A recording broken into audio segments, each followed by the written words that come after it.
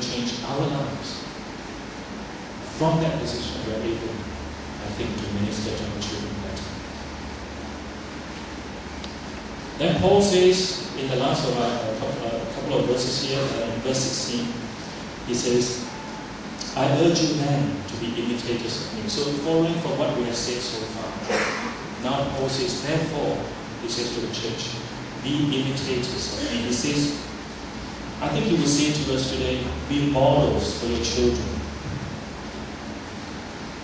Now, what do you think if we were to ask our children, if I were to ask your children, do you want to be like dad?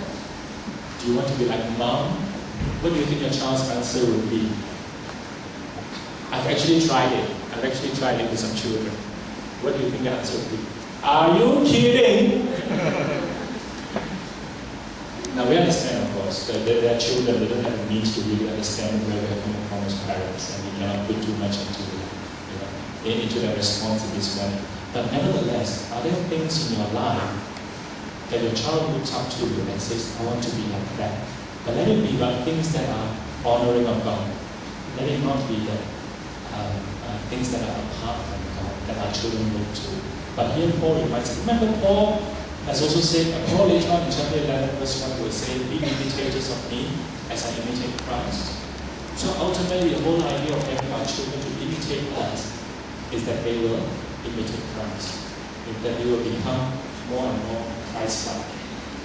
That's the goal of life. I think that's the goal of parenting. To raise children that will be more Christ-like in every aspect of their lives, relationships, character, and a sense of vocation, to be more like Christ. I urge you, Paul says, to imitate me. Let it not be that our child says, when we scold our child and say, you have to stop lying, and then our child says, but you lie also there. And oftentimes when we come to this point, we talk about how in our homes, you know that common example, I don't even know if that example works anymore, but a common example, your boss calls you at home, you lay parking at home, you're playing truant from work, the boss calls you, and you tell the child, answer the phone and say, I'm not around. You know that example? It's a very common example. I don't know, does it still work at this time? My dad says to tell you that he's not around. But I would like to make this point though. When we say, as Paul says, I urge you to imitate me, and we say to our children, I want our children to be like us. The truth is, of course, that none of us is perfect, even as a parent. We cannot set up perfect models for our children. We cannot. I'm thinking of this because sometimes I used to work with a youth ministry when I was back in Bukit. And when I counsel with the youth, one of the major things that often came up when they came to talk to me about problems and family and all, one of the biggest issues that young people, youth have, is that they felt that their parents were not authentic, were not honest. In other words, some of them use this word, they were hypocrites. In other words, they would say that the parents would tell them to do something this way, but they themselves would do it in the opposite way. You know what I'm saying? Don't lie, but the parents themselves lie. Don't do this, but the parents themselves do it. You know? In other words, do what I say, but don't do what I do. Not a very good way to raise children. And children are very sensitive to these things. Children can see. And they have often said, one of the things they cannot accept is when their parents are hypocritical in the way they raise their children and in their own lives. So we need to be consistent about that. So even as I say this because even as we seek to set up a model for our children, we understand that none of us is perfect. We cannot set up a perfect model. But where we are wrong, where we have our weaknesses, depending on the age of the child, it is good to be honest with the child about your own wrongs and your own weaknesses. You know, children sometimes complain, or at least in their youth, teenage years, you know, when my father is wrong, he never admits he's wrong. When I am wrong, he wants me to admit that I'm wrong. I think I have a problem as parents, that we cannot admit that we are wrong to our children. But I think the way of authenticity, the way of realness, to really teach our children that if we have something to imitate, is to seek a way of honesty. Because our children can smell hypocrisy from a mile away. Then in verse 17 he says, I sent you Timothy my beloved and faithful child in the Lord, to remind you of my ways in Christ as I teach them everywhere in every church. Paul is far away from Corinth at this moment, so he's only able to write them a letter. But he says, nevertheless, I'm sending Timothy to you so that he can minister to you. Of course, we can't stretch this picture here too much to fit into our parenting model. But I think perhaps at the very least, the lesson here for us is that Paul, no matter how capable he was, he still needed help to minister to the churches, to minister to, as it were, his spiritual children. He needed people like Timothy and others around him to do it. In the same way, I guess as parents, we need help. We need help.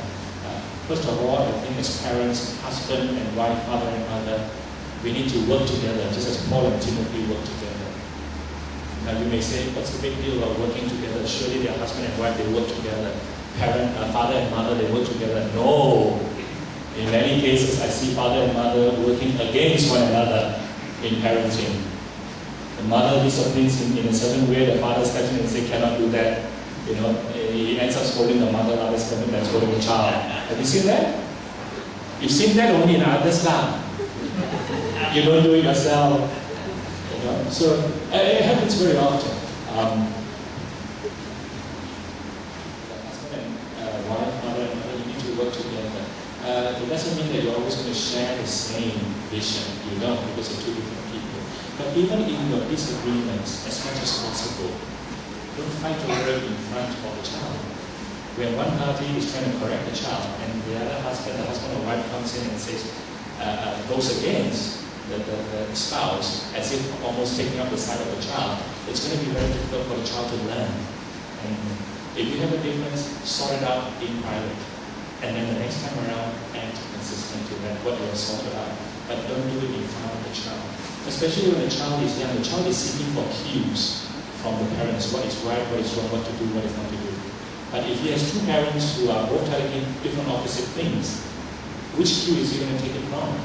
Only from what he feels is best for himself. So who ends up now being authority in the family? The child himself decides for himself what he wants to choose. So we have to avoid that. So as much as possible, parents remember, work together, don't work against one another. I think the other thing, of course, is maybe borrowing from Paul and Timothy's example, is even in parenting, we can't do it all alone. We need help. I've seen situations where this family's child, no matter what the mother says anymore, it just cannot enter the ear anymore. Or if it does enter, it goes out the other very quickly. You know, the mother cannot. But then the mother will get somebody else, another uncle or auntie, come and talk to their child. Now the child is very good and steady and listens all the way through. Have you seen things like that happening? Now that's not wrong. That's not wrong as well in and of itself. It also means that sometimes in just our family situations, the child no longer is able to listen to the mother because maybe this has heard it too many times. But you need some other adult to come and speak into the child's life, and that helps. And that's something as well. It's about working together. You know, can I use Rose as my example here? I know that a lot of the children here. You know, in our days, Rose, when we were young, when our parents wanted to scare us, to discipline us, they would tell you, stop doing that, otherwise the police are going to come. Stop doing that, the police will come and catch you. But in this church, apparently now we tell our children, stop doing that until Rose is going to come.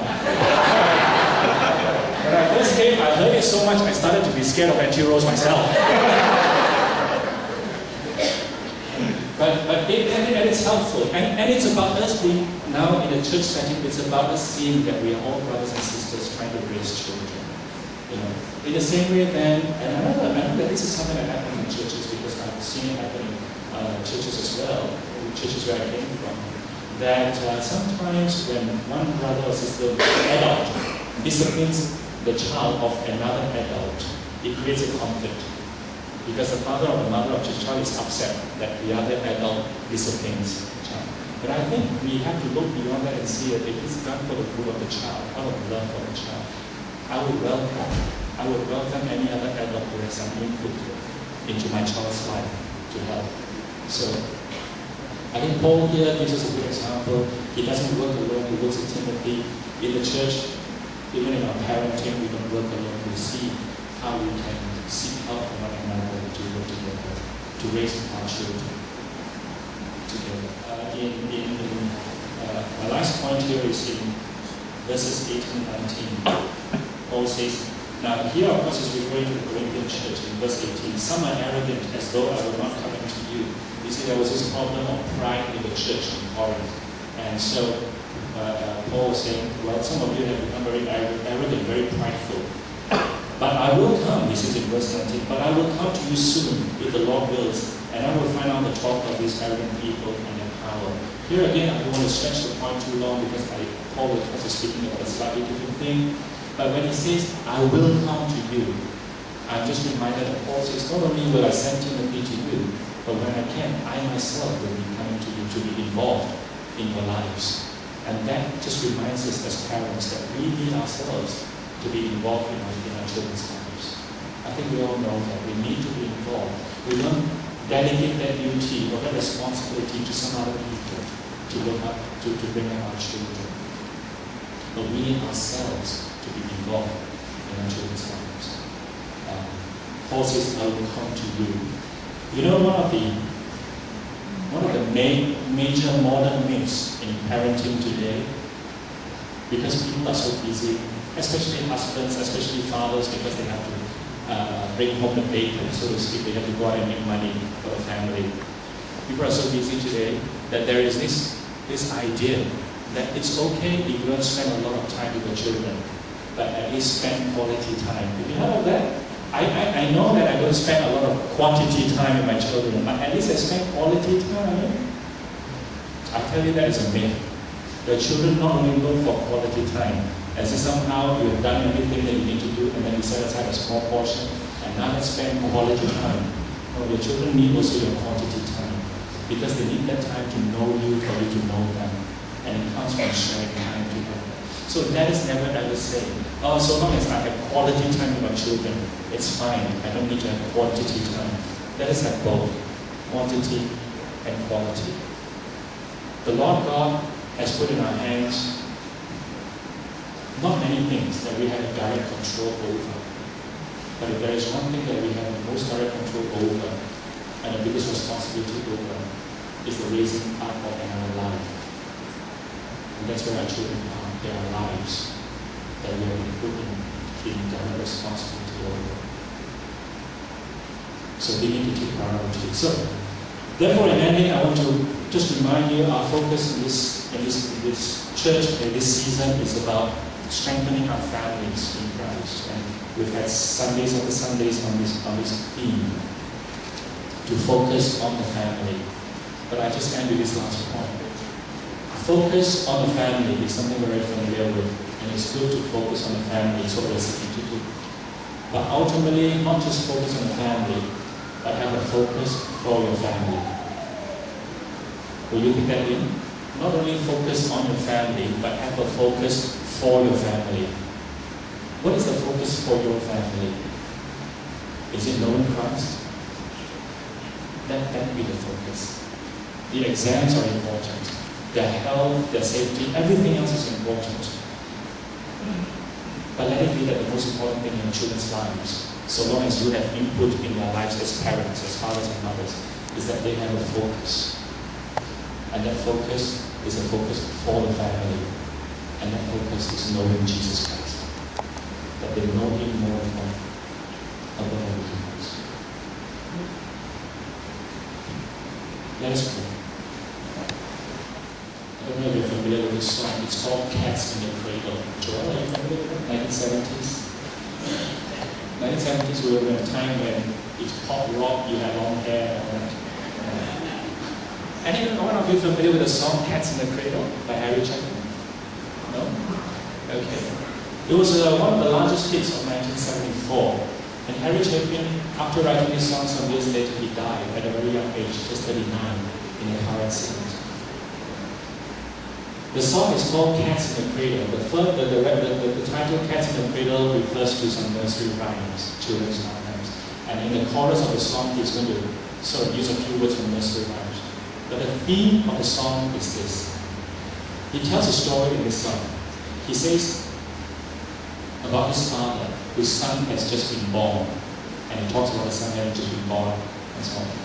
But as the song develops from verse to verse, what we find is this: the father is too busy to spend time with the child as he's growing up. He's just been born, now he's 10 years old, now he's in college. But the father is too busy to spend time with the child. The child keeps asking the father, "Father, can we have more time together? Can you play with me? Can you teach me how to throw this ball?" And the father says, "I wish I could, but I'm too busy now, but we will do it later. We will do it later." And then as the song develops into its third and fourth verses and so forth, stanzas, now the child has grown up. Now the child has gone to college. And the child comes back during the holidays perhaps. And the father now says, "Can we spend some time together?" And the child says, "Sorry Dad, I'm too busy. Can I borrow your car keys?" He must go out. And then after this, the child graduates and he gets married. He starts with his own children. And then he starts to have his own children and he's busy with his work. And now the father says, "Hey, I haven't heard from you for a long time. Can we get together and spend some time together?" The son says, "Oh, I'd love to, but you know my children are sick and my job is very busy. I can't do it now. Maybe another time, maybe another time." And the refrain that carries the story through is that when the child was young, the child says, "Father, can you spend this time with me?" And the father says, "I wish I could, but I'm too busy now. Maybe later." And the child says, "I want to grow up to be like my dad. I want to grow up to be like my dad." Now at the end of the story, at the end of the song, the father is saying, "Can we have more time?" Now the child who's grown up and has his own family says, "Oh Dad, I wish we could, but I'm too busy with my own family now and my work and so forth." And then the father pauses there and says, "It's what is true. My son has grown up to be just like me." What is the example we give to our children? The tragic thing about this story, about this song, is that when Harry Chapin wrote this wrote this song, he was about 32 years old. Within a few years, he passed away in a car accident. He had 5 children, all very young. His wife said to him, when he wrote this song and it became a popular hit, his wife said to him, when are you going to listen to your own song? In other words, you have written about this sort of a life. When are you going to slow down and spend time with your children? He said, I will. He never did. He died in a car accident. I think it's a good reminder for us about the uncertainty of life, about the shortness of life, and about the shortness of time that we have with our children. If they are not our priority, then maybe we need to relook our lives. But yet, in their being our priority, we are focusing on our family. Don't forget that they need to have a focus for the family, and it's about Christ. Lead the children in the way of knowing Christ more and more. I think this is the ultimate task of parenting.